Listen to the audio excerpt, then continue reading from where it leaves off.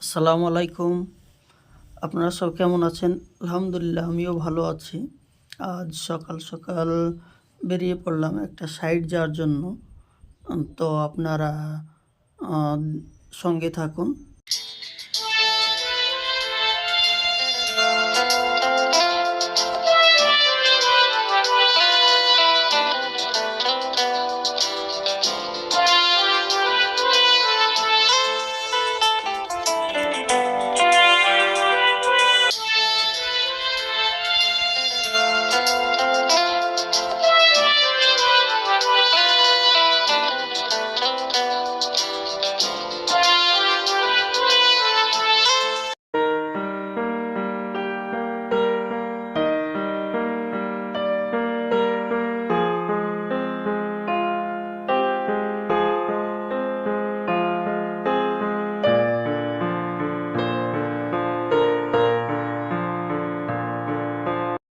অবশেষে পৌঁছে গেলাম সাইডে।